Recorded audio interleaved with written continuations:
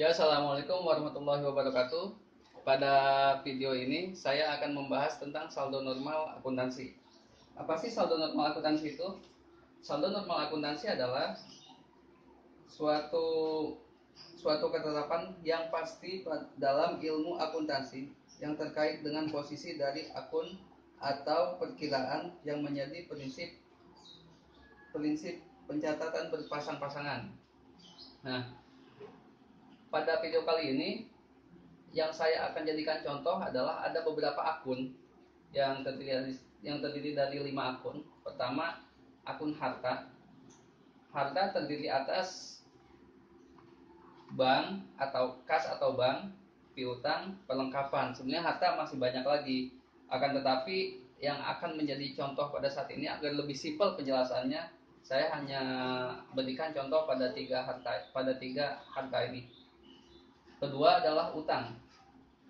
Utang itu banyak ya, tapi di sini pada contoh kali ini utang terdiri dari utang usaha, utang bank, dan utang lain-lain. Oke, untuk akun modal pada contoh kali ini terdiri atas modal tuan A. Akun modal tuan A yaitu untuk perusahaan perorangan, dan modal saham untuk perusahaan PT. Setelah modal ada pendapatan. Pendapatan di sini pendapatan tuh banyak ya, ada pendapatan lain dan sebagainya. Untuk pada contoh kali ini saya akan sebutkan contoh pendapatan jasa dan pendapatan penjualan. Jasa itu untuk perusahaan jasa seperti tukang cukur, salon dan sebagainya. Untuk penjualan ini hanya untuk perusahaan dagang atau perusahaan manufaktur dan sebagainya. Yang kelima ini ada akun beban ya. Beban di sini banyak ya. Ada beban gaji, beban iklan, dan beban lain-lain.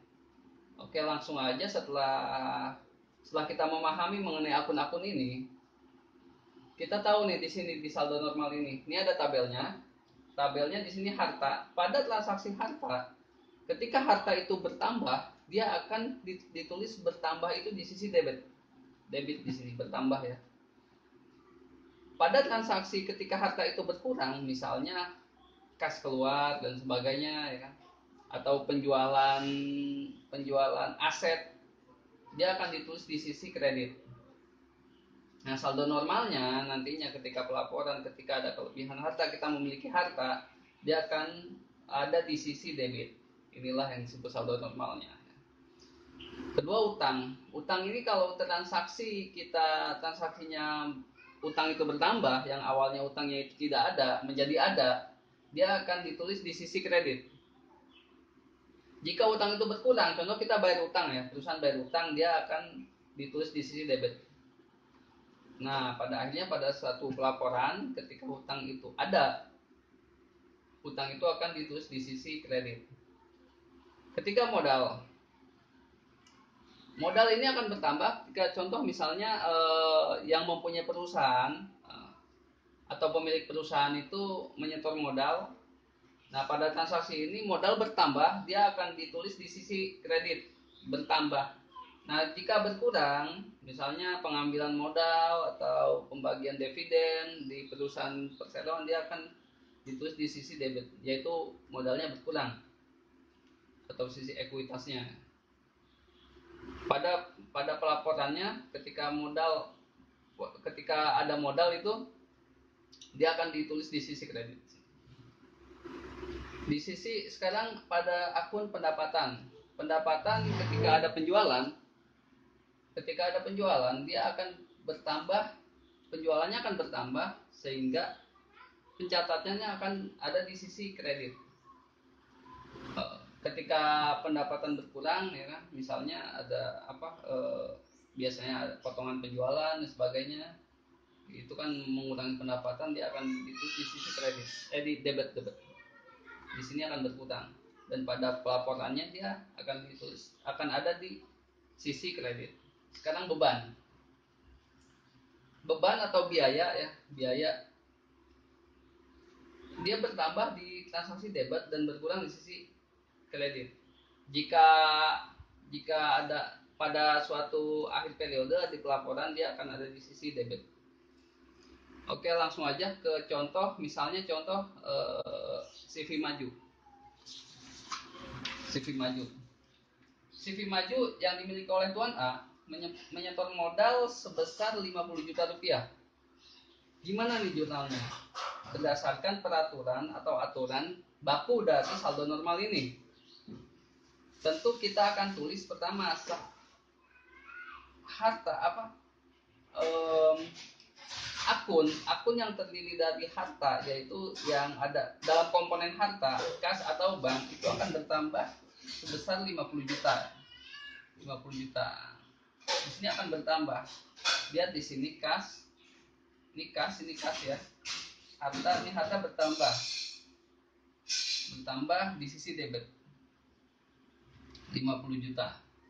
Modal pun bertambah 50 juta di sisi kredit. Di sisi kredit 50 juta. Nah, di sini modal Tuan A bertambah 50 juta. Modal ya bertambah ya. Kredit 50 juta. Bagaimana jika pencatatannya seperti ini? Ini terbalik nih.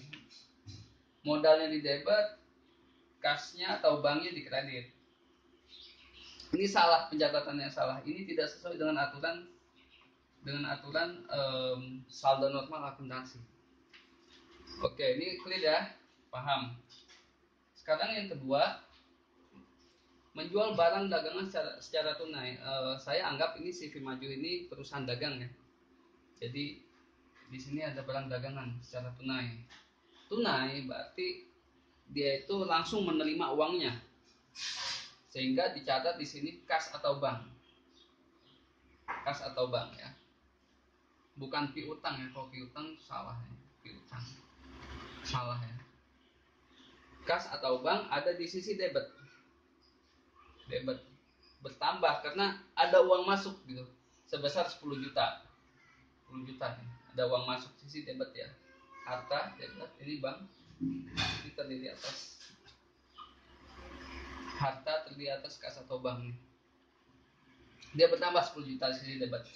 Sedangkan penjualan awalnya kita nggak menjual barang, tiba-tiba kita pada tanggal tertentu kita ngejual barang.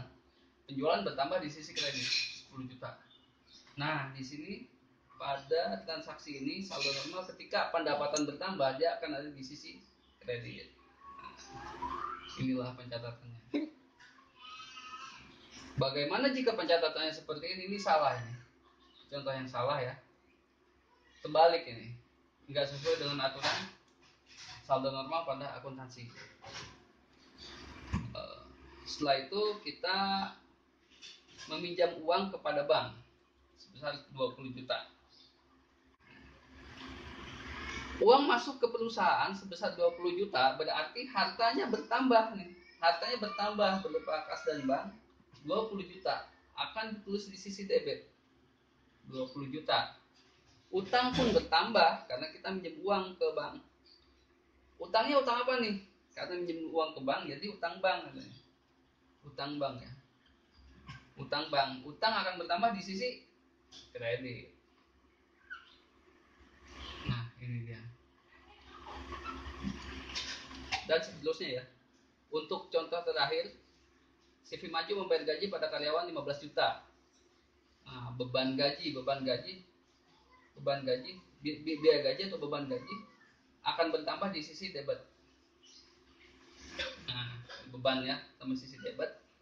Kas karena kita bayar, berarti kas kita berkurang sebesar 15 juta. Harta berkurang, ketika harta berkurang ada di sisi kredit, dituliskan di kredit.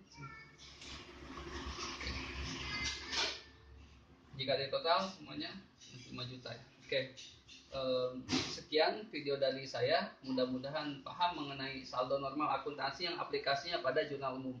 Terima kasih. Wassalamualaikum warahmatullahi wabarakatuh.